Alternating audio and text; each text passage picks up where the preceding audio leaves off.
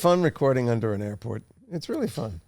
You know what's great about it? I can now actually identify what the... I can tell a Cessna from a G4. 4 engines as opposed to 2. Oh, that plane's going down. A little bit of turbulence. Oh, that's a helicopter. You don't say that in today's world. I had no choice. See, look at that for a segue. Look, today's episode is about you hit me. You hit me a lot. I have no choice. We have a professor on. Big article, big book. Dr. Robert Spolski, major guy. Big guy. Who says we have no free will. Human beings have no free will. It's an illusion. Really? No, really? Really? No, really? Really? The free will issue, it's a bit heady for us if you've listened to the show. I don't understand. Listen, you sent me a ton of research on this, and my eyes rolled up in my head. I said, I do have free will. I'm not reading this. I started prepping, and after reading 17 pages, I said, I don't understand anything I just read. Determinism versus anti-determinism. Yeah. So when he comes on, what we got to say is, imagine that you're looking at toddlers who are basically just learning language and explain it that way. Because for millennia, people have been arguing, the greatest thinkers of the world have been arguing whether we have free will or free not. Right. Or no free will.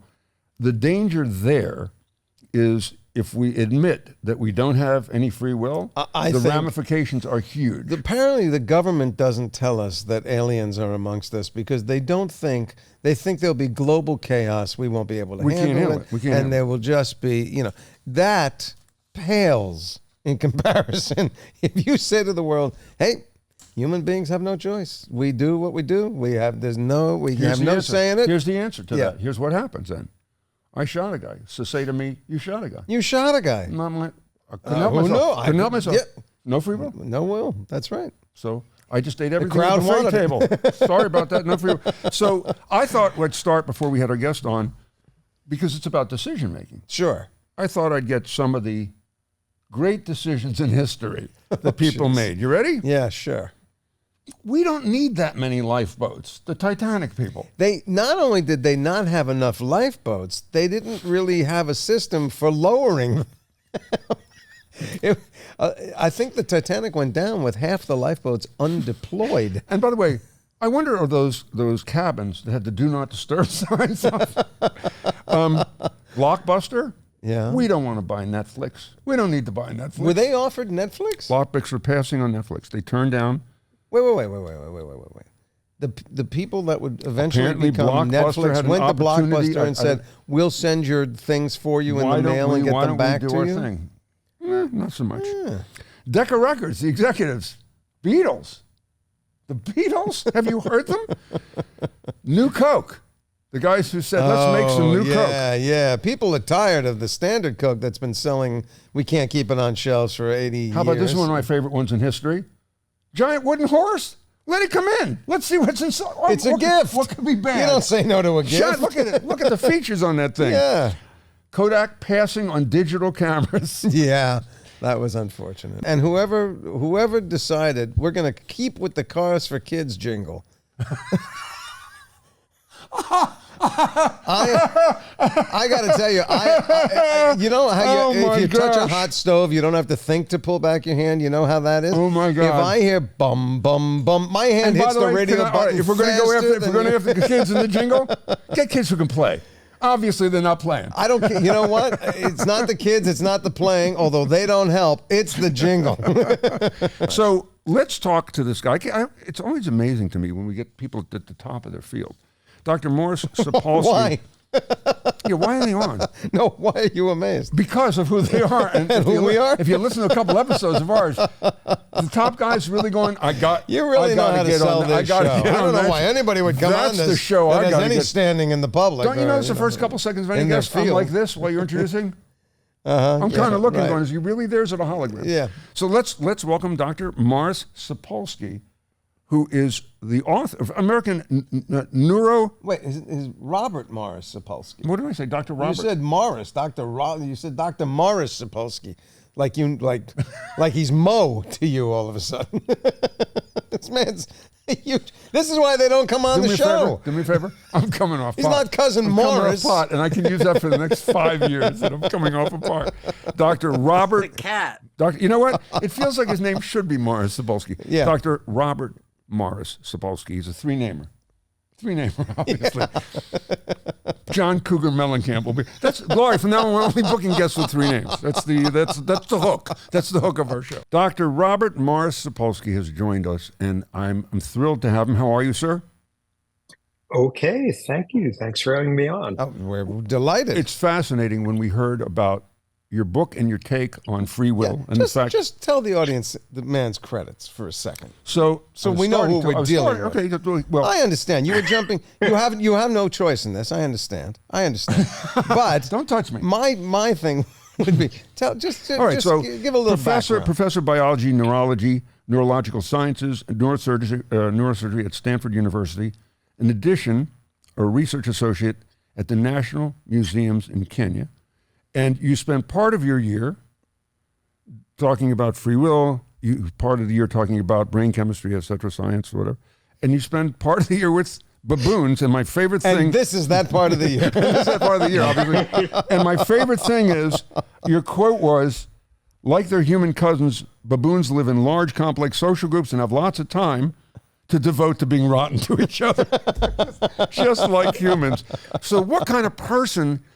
does what you do, which is so heady and so intricate and so fascinating as far as brain chemistry, and then says, you know what, to the wife and kids, I'm going to Kenya, I'm going to live with baboons in a tent for a little bit.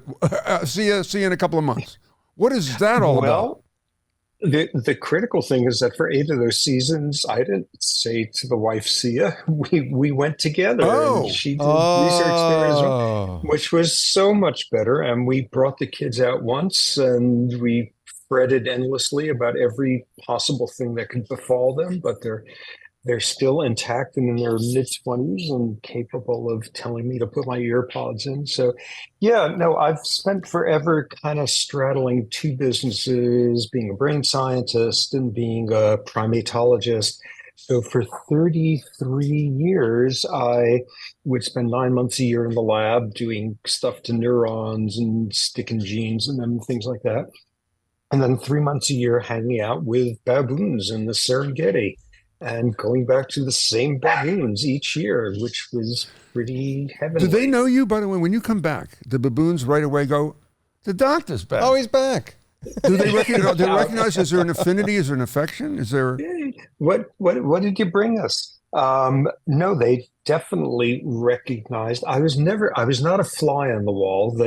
I was never invisible to them. I was always like something. I was not quite a baboon, but I was not an antelope. You could see they had me in a vaguely similar category. There were guys there who definitely did not like me and did not like me year after year. There were other guys who sort of took a shine to me. But the Starship Enterprise don't interfere with their natural ongoing whatevers. You try to be a fly in the wall, even if you really can't be. And we should say the reason you do that is because they are so similar to humans, and the study kind of intersected what you do with your brain science. So let's start with that, because it's heady, and talk to us as if we're toddlers. I was going to say, I preface this, Robert, by saying Peter was lovely. He sent me 23 links to your work and about 50 pages of things you've written, things you've said, things you've dealt with. And I understood nothing. Well, here's the deal. It's hard and it's heady and it's confusing and it's complicated in the sense for a layman. You look, and free will has been argued for what, millennia, okay, by some of the greatest thinkers of our time. And as I'm diving into this, because you look so fascinating, and because you came out and said that, and I think you also said, when I say it, the crap is going to hit the fan, because what that does to human beings is say, well, it negates your opportunity to think that you have choice in what seems to negate morality, and it seems to negate consequence. Right. So that's why I wanted to talk to you about it, because it's a big, heady subject. It involves criminal justice. It involves brain chemistry. I mean, dopamine and serotonin. which we can then balance and give people stuff to make up for that. So does that give you free will? There's so many questions, but again, we don't want to get ahead of ourselves because we may not understand the answers. So when you say there's no free will, what does that mean? First of all, give everybody the context of what does that mean? What does that encompass? Perhaps even why you came to that conclusion. Okay, sort of just to orient, I'm officially in the lunatic fringe of people who think about this sort of thing, and that, lots of people who study the brain and biology and behavior, all of that, conclude there's all sorts of domains where we have much less agency. I'm out there at the extreme with a handful of other people saying, I don't think there's any free will whatsoever. And I've actually thought this way since I was 14. I had a very revelatory night where it all suddenly hit me with great clarity. And this is how I've been thinking ever since. And sort of where I get at it is, I'm a scientist. I study how the brain works, how behavior works, that sort of thing. And when you look at it in enough detail, there's no free will. And the trouble with it, like 99% of people immediately disagree with that, and like 95% of philosophers do, is they get completely gummed up on the wrong notion of what free will is. Oh, all right. Which is, you're sitting there and you're making a choice. You're making a choice. Do you want to do this or do you want to do that? Do you want to press this button or that one? Do you want to pull a trigger? Do you want to tell somebody you like the dinner they made? You're making a choice. You have an intention to do that. And you're consciously aware of the intent. And you know that if you carry out the intent, this is what's likely to happen. And most importantly, you don't have to do it. There's alternatives available to you. You don't have to pull the trigger. You can order vanilla ice cream instead of Rocky Road. You can tell the host that the meal is appalling instead of saying it's wonderful. Please give me the rest. You've got choices there. And this feels like free will because you have intent and you act on it, and you didn't have to do that. And for people, in most cases, and for the whole criminal justice system, right, this is necessary and sufficient. This is free will. And where I come in is that it is completely irrelevant to anything having to do with free will. Because asking, okay, did the person intend to do it? Did they know they didn't have to? They knew there were alternatives, all of that. What that's doing is asking somebody to review a book and all they get to do is read the last sentence of it because you've missed everything that's come before. And when you look at somebody who's formed this intent to order this kind of ice cream or to press the button and nuke somebody or not, or any of these moments of intent, what you're not doing is asking the only possible question, which is, so how do you turn out to be the sort of person who would have that intent? How do you wind up in this moment? What went on a second ago and a minute ago and an hour ago and 50 decades ago that made you this person at this moment with this intent? And not just intent on this very narrow level of, I now am going to intend to tell this muscle to press this button or whatever. How do you wind up being somebody who could show up for a psychology experiment where they say, push this button? How do you wind up in university? Where do you get an interest in psychology? How do you wind up being someone who would volunteer for a study? Where do you learn to read and write? How come you didn't die from rickets when you were 6 because you picked the wrong continent to be born on? How do you have the executive function in your brain to sign up for this experiment and actually remember and show up on time? Why don't you turn out to be the sort of person who would sit down and do this psych experiment to press this button whenever? And you've got the personality where you want to tell the psychologist, screw you, I'm smarter than you. I know what you're up to. I know what I'm supposed to do at this point. I'm going to do exactly the opposite. Why don't you wind up being the sort of person where you walk in there and you see they're testing the previous student volunteer and they're all busy with them. So you steal the grad student's laptop and run out. How do you wind up being the sort of person where instead you're now sitting here and they say, push the button whenever you feel an intent? How'd that happen? And it doesn't matter what intent you have at that moment and that you acted upon it and you knew you had alternatives, because how do you become the person who had that intent? because you could not have intended anything other than what you intend. You can't successfully wish for something different than what you're wishing for. You just turned out today because of all this stuff you had no control over. And that's where there's no free will. Just saying, okay, did they intend or not? That's like totally boring. From the moment you were a fertilized egg, all of that was turning into who you are at this moment, and you had no control over it. So, yikes. Okay, wow. So now that first of all, I kind of get he's got to be good because I followed that. No, so did I. No, so did I. But I have questions. But I have questions about following that. I do too. So, and I knew you were going there because it's Yeah. So right. I did. So here's my. I guess my first question, and it sounds not only irreverent, but it sounds. I don't mean it to come off negative in any way, but I guess my first question is, does any of that matter in the moment? If I choose or don't, I know that this bell irritates Peter.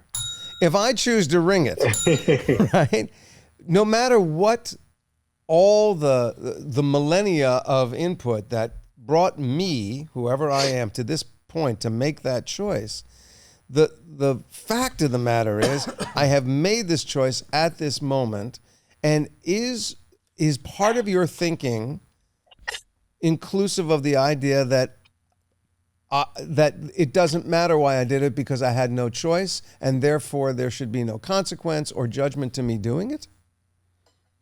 Well, there should be consequence in sort of the mechanical sense. Like if I were Peter, it would be totally morally appropriate to lunge across the table and grab your arm and say, I will throttle you if you do that once more, and thus try to intervene with your behavior and constrain it. But in sort of a moralizing sense, it makes no sense at all. If you really, truly believe there's no free will, and when you sit there and you spend enough time studying like the brain and hormones and genes and evolution and all of that, and you conclude there's no free will, it makes no sense at all to ever blame or punish anyone for anything. And it makes no sense to ever praise or reward anyone for anything. And it makes no sense to feel like you've earned anything, you're entitled to anything. And it makes as little sense to like hate somebody for what they did as to like hate an earthquake or something, because none of us had any control as to how we turned out to be the sort of person who would do what we just did. So his daughter's in the house, by the way. We have to talk to his daughter. We have to talk to. Oh yeah, because if there's crime and punishment, we have to. We'll see who walks the walk and talks the talk. Because I don't want to get so heady that people don't get it, but my mom had Parkinson's disease, and I never thought I was an academic at all. And I started studying the dopamine denervation syndrome in Parkinson's and how it works and whatever. And brain chemistry is fascinating to me. So in the mix then becomes brain chemistry and neurotransmitters, which you, of course, that's your life. And I wonder how that impacts this. Or are you going to say a lack of a dopamine or a lack of a serotonin predetermined? And this all goes back to the Big Bang theory. And it's nature nurture, it's your parents, it's mentors, everything that happens to you, it doesn't matter. It's all still in that bundle on how you're going to end up reacting to this thing. Is that kind of accurate? Yes, okay. That's exactly it. And like, okay, here's like 3 of my favorite studies that kind of show you the range of what we're dealing with here. Take somebody, sit them down, have them fill out a questionnaire about their sort of political views, their social politics, their economic, their geopolitical, all of that. Have them sit down in a room that smells of rotten garbage. And you can even like go buy a little vial of rotten garbage smell and open it and like leave it in the room. Have the room smell of that. And on the average, people become more politically conservative. It does nothing to your economic views. It does nothing to your geopolitics. What our trade deficit is. Wait a minute. Are you sure that you're sure that that's the thing that is the catalyst for that? You're sure when you put the smell in it, when you're doing that experiment as an experimenter, there's no bias there. There's no anything else at play. That's the experimental variable. And what questions are you asking? What questions are you asking to determine that they became more conservative? You've got this questionnaire being filled out, and then you'll say to them, hey, that's interesting. You know, last week when you were in for part one of this volunteer thing, you filled out a questionnaire and you said, it's okay if it's legal for people like this to be able to do that. And just now you said, no, they shouldn't allow it. What's going on? And they would say, well, I thought about it this week or what, and they'd come up with some like completely concocted post hoc explanation as to what's going on. And what it is you're smelling a rotten smell, and it activates a part of the brain that can't tell the difference between disgusting sensations and disgusting morals. And you confuse them at that point, and you decide, oh, when people do that, that's actually totally disgusting. Put somebody in a room that smells of freshly baked bread or chocolate chip cookies, and they become more generous in economic games. And so that's going on. These are not big effects. You can't disprove free will by making a room smell of rotten garbage, but like that's one piece of the story. Second piece, you're a fetus. You're a fetus, and your mother is stressed. While you are in her womb, she's like homeless, she's a refugee, she's a who knows what, and she secretes elevated levels of stress hormones. And as a result, they pickle your brain in those stress hormones and you as a fetus. And as a result, when you are an adult, you've got about a 20-fold increased likelihood of an anxiety disorder or depression. Everything else being equal forever after. You have that change in your brain because all you're doing as a fetus is putting your brain together. Stuff going on there will have influences like that for the rest of your life. Or like third domain, here's this one. What were your ancestors up to 500 years ago? What kind of cultures were they constructing? And what kind of ecosystem were they living in? Because that influenced what kind of culture they came up with. And that's relevant because within 2 minutes of birth, that's going to influence how your mother was mothering you.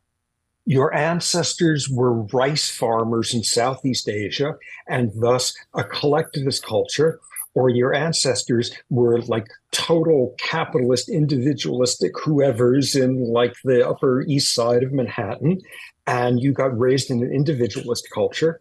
And depending on which your mother got raised in, she's going to differ on the average as to how many seconds you cry before she picks you up, as to at what age she's going to make you sleep alone, as to how loudly she sings lullabies to you.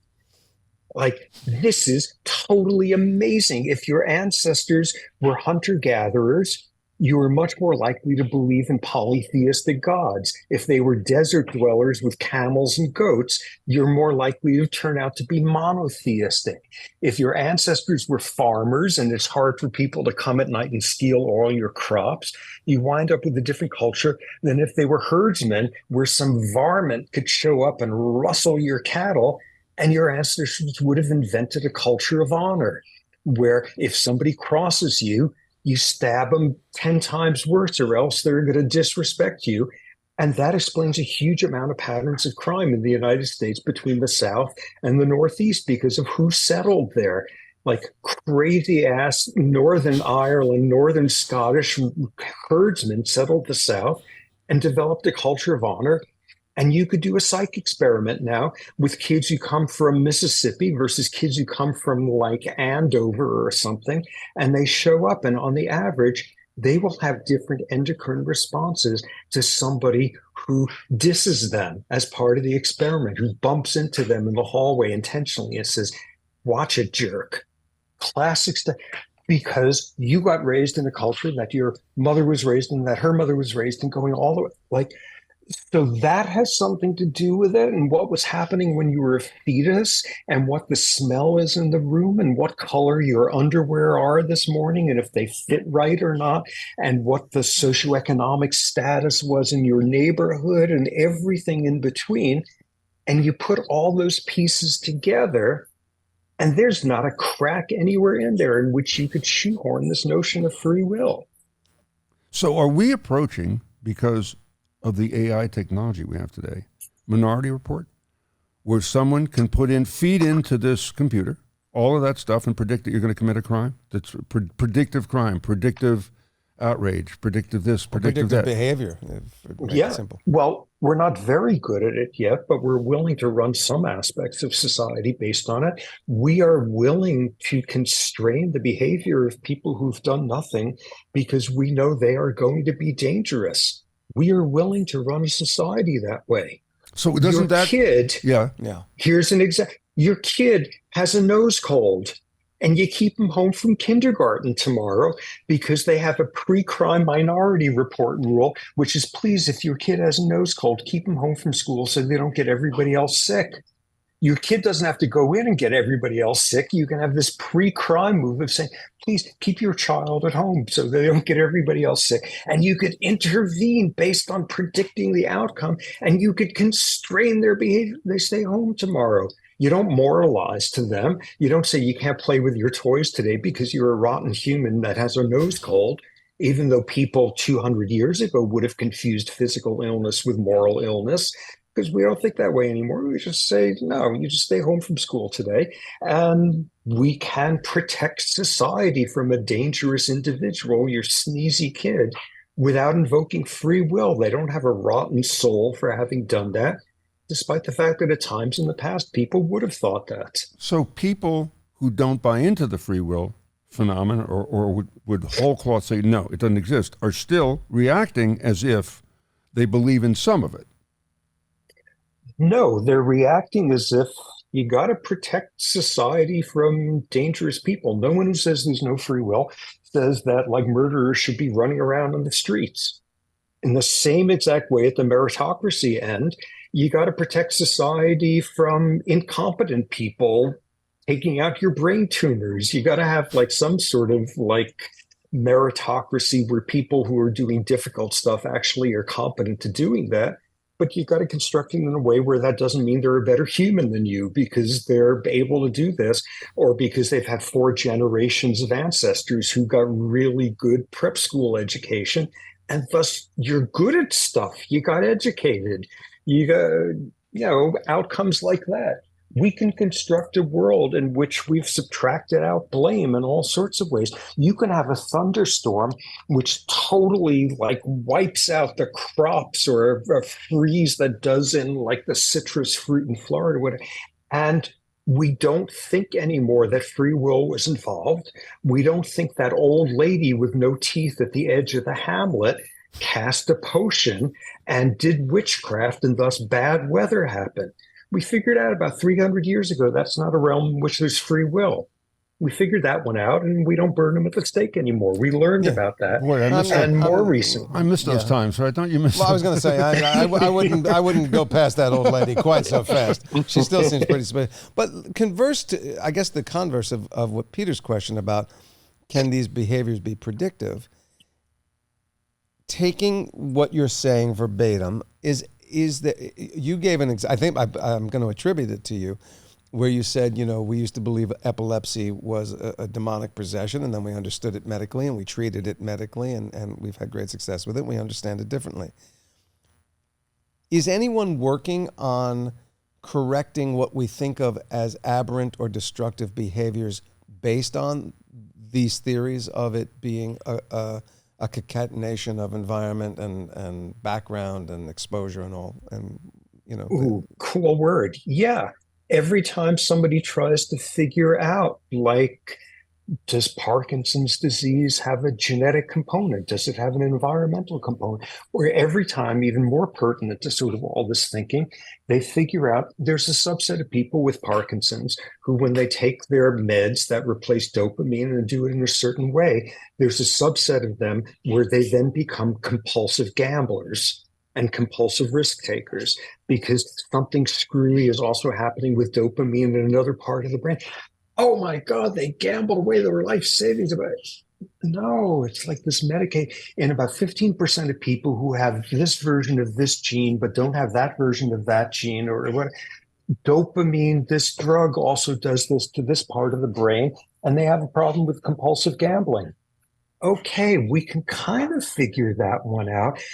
I get it. Let's have some really complicated neurochemistry now. It's much harder for us to figure out oh, because of this kind of instability at home when they were a kid and those cultural values and this mixture of genes that they had and the time they got the concussion when they were 11 or that's why they turned out to be a compulsive gambler.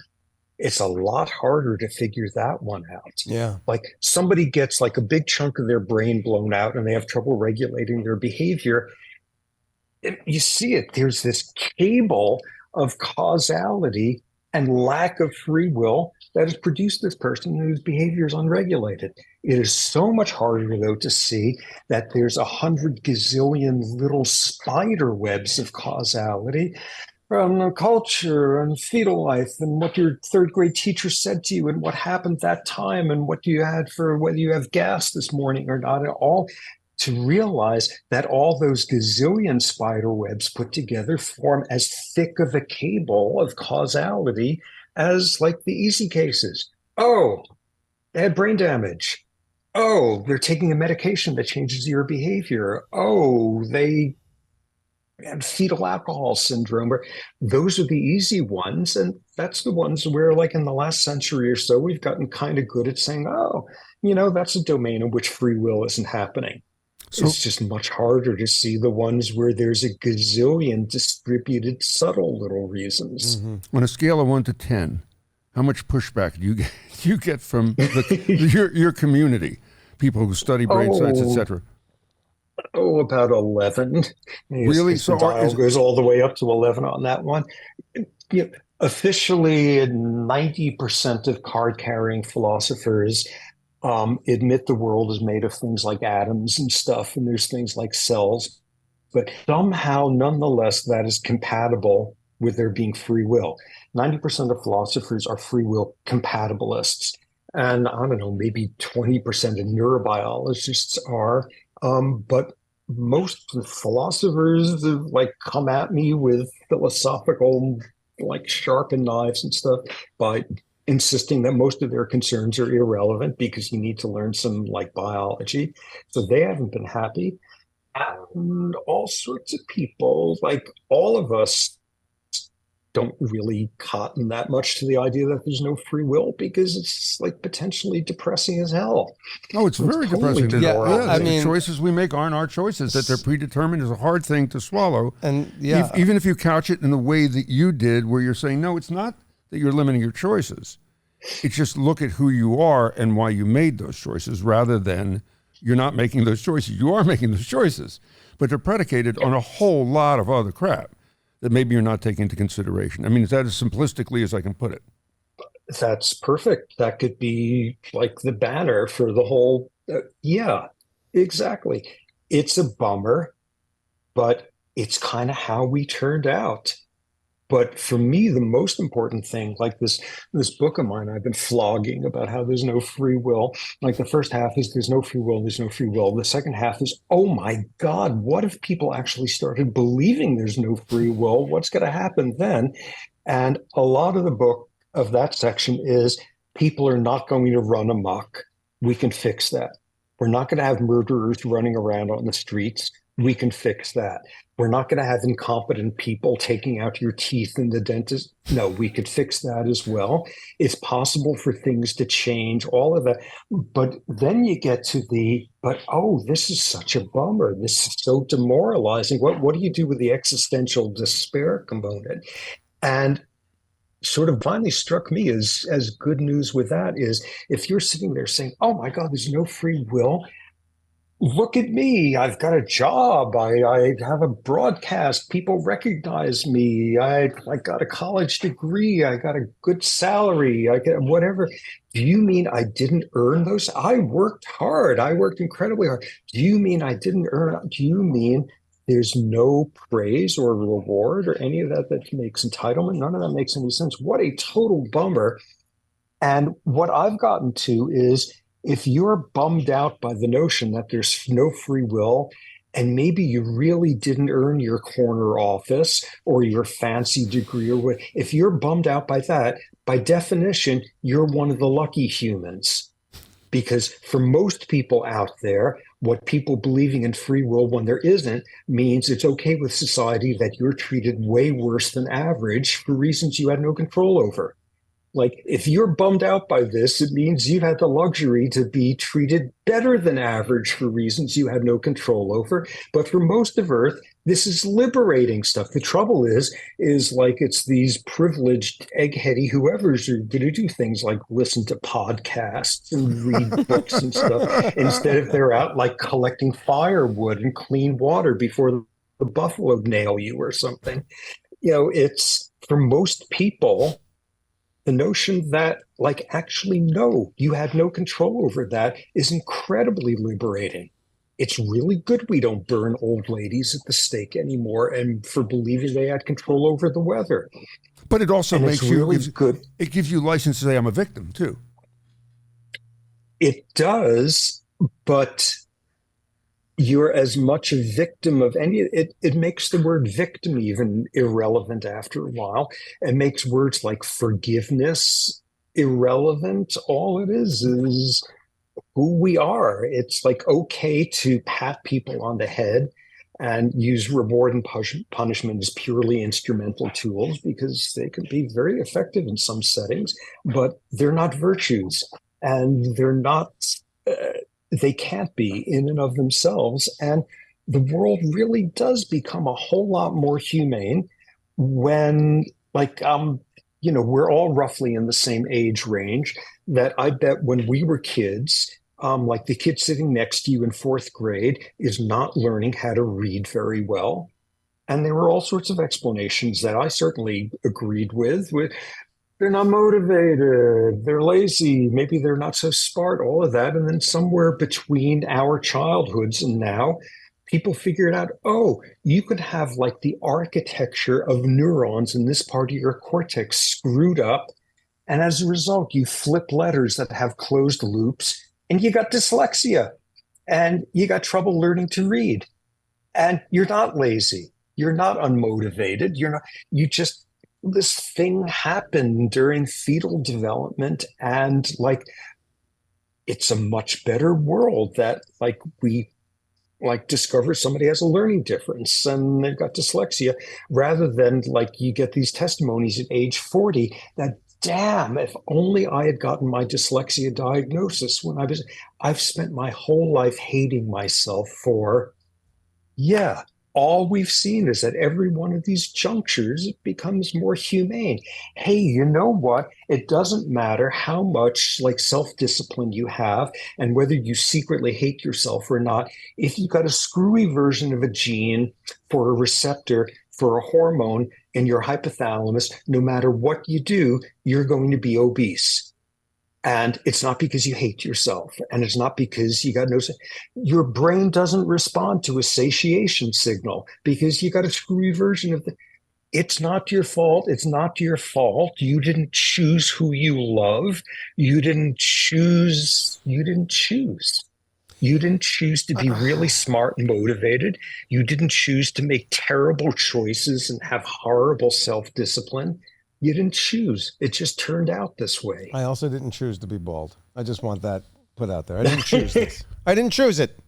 I didn't choose 400 years ago, yeah, your farming community family just didn't take care of their hair. Yeah, right. I have two sort of wrap-up questions for you. The first one is, somewhere I read that your revelation at age 14 about all of this was attached to your understanding that God does not exist. Is that yeah?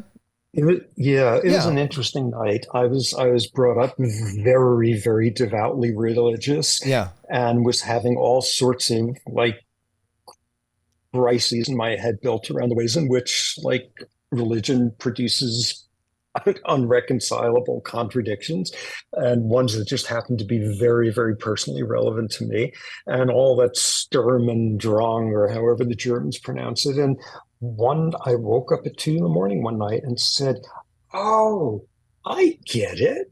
There's no God and there's no free will. Okay, and the universe is this empty, meaningless, indifferent place. Oh, what and a it's joy! been smooth sailing ever since then. Here's my actual question. So you are very articulate at being able to explain and make a bold case for no free will. Can you do the same thing with atheism? Can you make the scientific case, if you will, that God can't possibly exist? In like a minute. You can't. No, I can't. Because you can't prove there's no God. It's not, I am a dyed in the wool or whatever it is, atheist. I have no capacity for spirituality at any point. It all evaporated that night there and stuff. But I can't prove there's no God, as well as I can't prove there's no free will. But at least in the free will realm, we know enough about like neurons and chemicals and physics and so on to be able to say to the people who say free will exists, say, show me how it works, given what we know about brains and chemistry and all of that. Show me God exists. And, there's obviously all sorts of outs with that. Who would want to believe in a God who actually reveals himself? Because that's the whole point, that it's faith. And I can't prove there's no God. It just is an emotional what a disappointment you are for me. What a disappointment you are. We thought we would have the finality to that. But here's the question, I guess, is, and I'm not kidding if your daughter wanted to speak to this, but how I had enough trouble raising my kids with a sense of right and wrong, morality, ethics, compassion, mercy, whatever, qualities that we would love our children to be imbued with. And I was believing in free will and choice. How do you, so knowing what you know, believing what you believe, how do you guide a child towards being who they are, being the result of their destiny as you lay it out, but also someone who understands about consequence and about their actions and with a sense of right, wrong, morality, or what have you? Well, this is something my wife and I wrestled with endlessly, of how to deal with our secular, atheistic, mechanistic, biological, she's a scientist, also by training, what to do with our kids. It's just as easy of a path towards decent people. Before you judge somebody, think about how they wound up being who they are and how that might have been totally different than you, and maybe how they didn't have your privileges, blah, blah, all of that, before you decide you should be really impressed with yourself about something.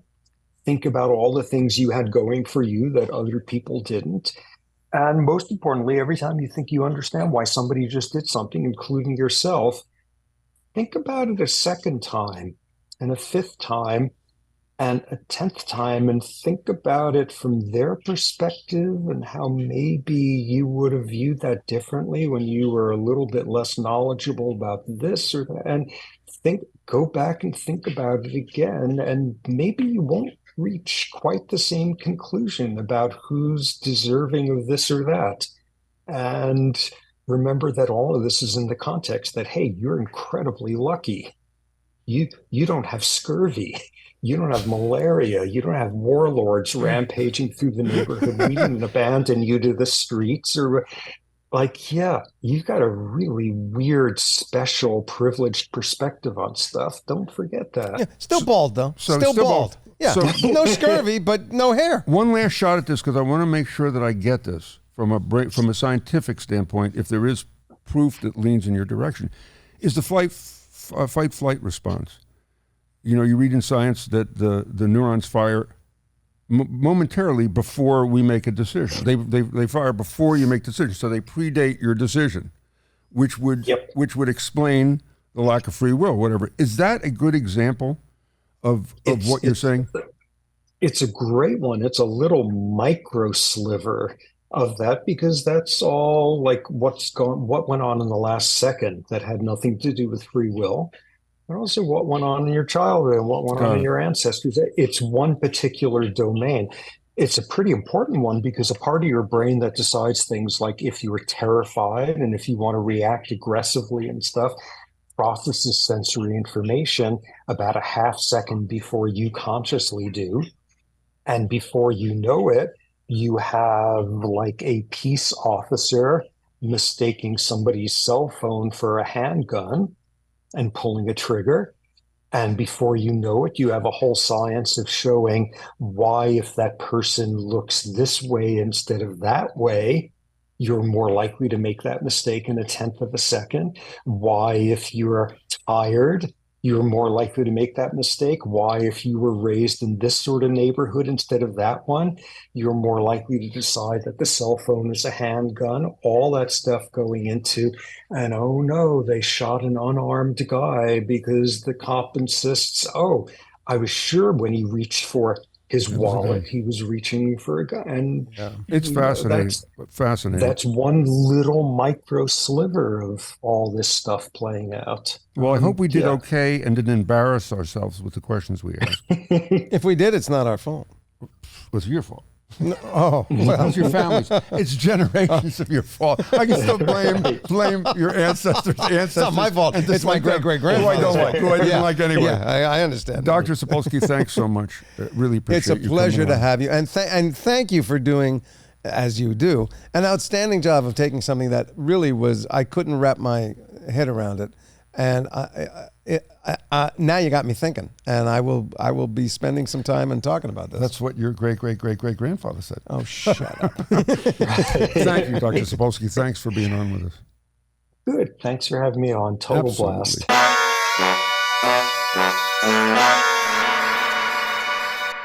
Are you convinced?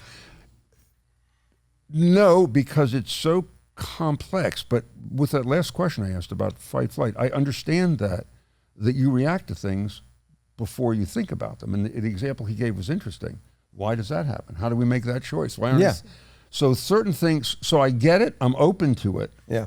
But I also understand why there's so much pushback. The thing I didn't get to ask him though was, if 99% of your colleagues are pissed and disagree, did somebody at Stanford call you in and go, can we talk you're representing Stanford, you're one of the premier guys in the world. Ixnay on the ill fray. Yeah, right. Here's what's interesting to me is I had dinner last night with Gabe and Noah, my boys, and I told them we were going to have this guy on, and I said, and his theory is there's no free will. In a nanosecond, they both went, yeah, he's right. Of course not. Now, Noah, I don't know where Gabe got to this, but Noah had studied, he sort of minored in philosophy, so I thought maybe this was a concept that he had kicked around at some point. But they both went right to, yeah, no. It's all. And I wonder if that generation. You should ask that generation, because it is fascinating. With one of our guests, Robert helped me, and he's in his 20s. Yeah. And the perspective is so far off from So mine. And also insights because of their culture, because of social media, because of tech, because all the stuff that if you miss that generation is not embedded in thinking that way. Okay, so you may want to ask them though if they think there's no free will because they think another generation has set things in motion that they have no choice about, or if they really feel deep down that it's multi-generational. Well, Noah was talking almost as if he had read Dr. Sapolsky's book, because he was talking about, it's genetics, it's history, it's environment, it's brain chemistry, it's blah, blah, blah. But that means that you have still no choice in picking the this and doing the that. At no point is that your decision, which is a hard thing to wrap your head around. And on a surface level, because that's idiotic, I make choices all day long. It's not about the choices. It's about how you got to the choices. Exactly. So it's much deeper than that. Look, DNA in illness, people are predisposed to stuff because of their parents, their grandparents, generations ago. Yeah. We know that already. When he starts throwing out stuff that we've changed because of observational. Because of a can of garbage. And you go, wait a minute, well, not even that, but if you go, epilepsy, that they thought it was something else, but once you have more knowledge, that person doesn't have control over that. So that's a minor free will thing. And then you go, well, this person they committed a crime, but they had a tumor, and we now know that that's... Right. That kind of goes toward his argument, but I understand the pushback. I understand why for millennia. Well, I also think it's maybe, my kids are closer to being people of the 21st century than I am, and it may just be they are far more comfortable. I'll tell you, so here's my fear is that, where does this put us in crime and punishment? And I thought you would enjoy this. I Googled crazy defenses that people have had for crimes, and I'll share 4 of them with you because they're just great. There was one case where a young man in his teens, I believe, plowed his car into a group of people with his truck. It's terrible. 4 died, 9 were injured, and his defense was affluenza. Oh, yeah, he was so affluent, his wealth prevented him from appreciating the consequences of his actions. His wealth. And then I would say that his wealth should also help him get through the 22-year or 30-year prison term. Well, he was not found guilty. Oh, I remember that case. He was found guilty of a lesser charge. Yes, but I remember that case. People went out of their mind from that. Yeah. That his world was so screwed up. Yep. That it allowed you to forgive him for what he did because he didn't realize what he did. Wow. Yep. The Twinkie defense, Harvey Milk. I remember. And May George Moscow in San Francisco, murdered by Dan White. His lawyers argued diminished capacity given his bouts of depression, wherein days before the murder, he ate only Twinkies. And they argued that junk food and what was it? Altered his state of mind. And the jury acquitted him of murder and convicted him of voluntary manslaughter. Yeah. And the last one is people that have taken what is called the Matrix defense, saying that in the moment of their misdeed, that they were convinced they were living in an alternate dream-like.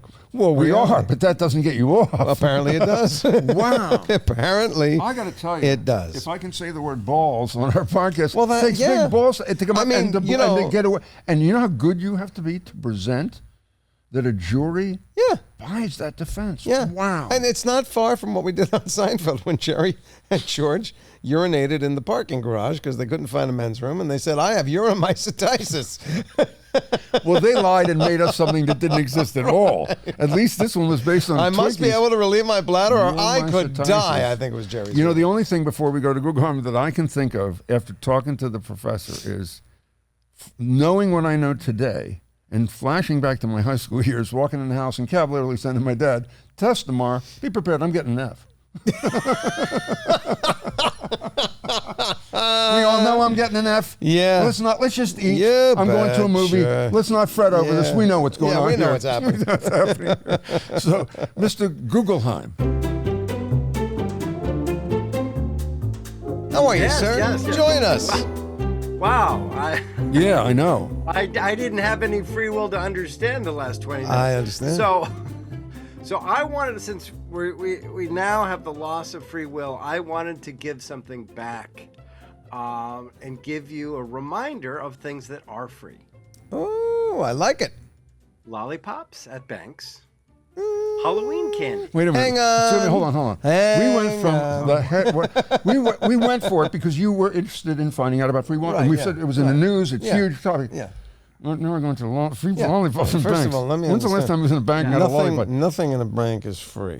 You can't just walk in, take a lollipop, and walk out. Yes, you can. Is David? You can. You can walk in, take a lollipop, and walk out. What bank do you? What bank? I don't know where you're banking. Yeah, where baby. are you banking? I will videotape myself walking into a bank saying "Thank you very much" to the teller. You'll be arrested. But go ahead. All right. A lollipop. I want that videotape. We'll put it up on the website. Do they still do coolers and blankets to it? Is this 1954? Wow. Hey, what else is free? Stop with the comments. Lori tells me I got to. All right. What else is free?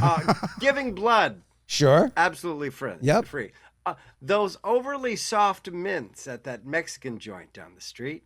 Costco samples. Does he spend us all day eating for? It could be. It's standard. It's in every. He says to the family, "Let's get some mints. We'll get some stuff at Costco, and then we'll go to the bank." He's walking around the neighborhood taking mints, taking lollipops.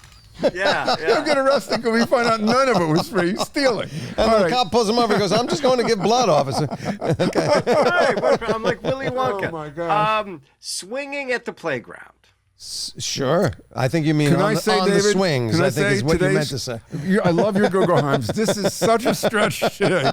You know what else is free? A sock at the side of the road. I mean, what are we doing here? What are we doing? Love and friendship, Peter.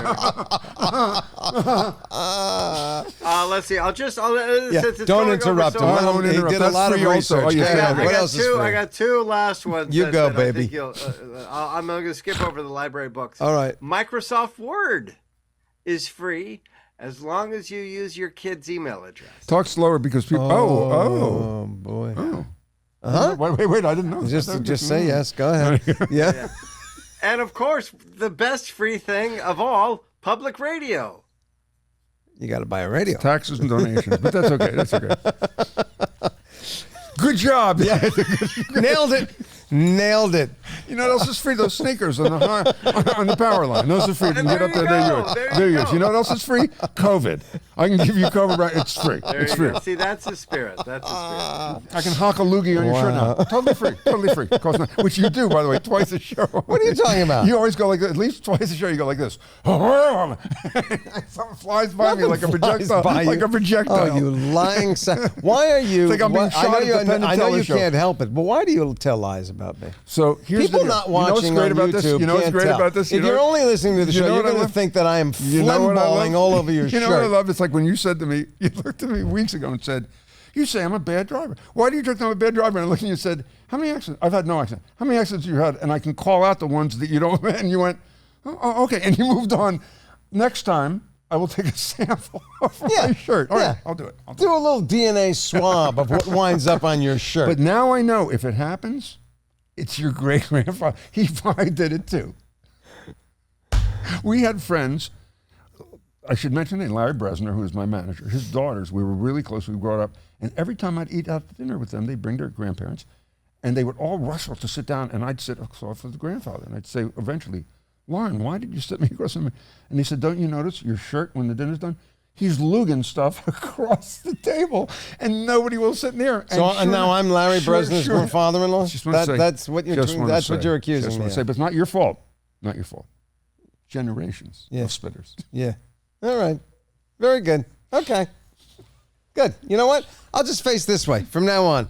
I'll just face away from you for the interviews. Let's put the set over here, and you can spit on my shoulder. You okay? I should have left. You're right. I should have left. I should have left. Yeah, you should have left. It's a pleasure doing. That's why I wear dark colors. Oh, you know what? I had it. Hey! Ladies and gentlemen, I hope you've enjoyed Really No Really, the series. It's about to be starring Peter Tilden. With baboons. With baboons. With baboons. Thank you, Producer Laurie. Thank you, Producer David. Thank you to all of you for watching and listening. And you know you had no choice. This. Yeah, they had no choice. This is free. Yeah, free. Like soccer to the side of the road. This is free. Why are we doing this? In fact, we haven't been paid. We should talk to somebody about that.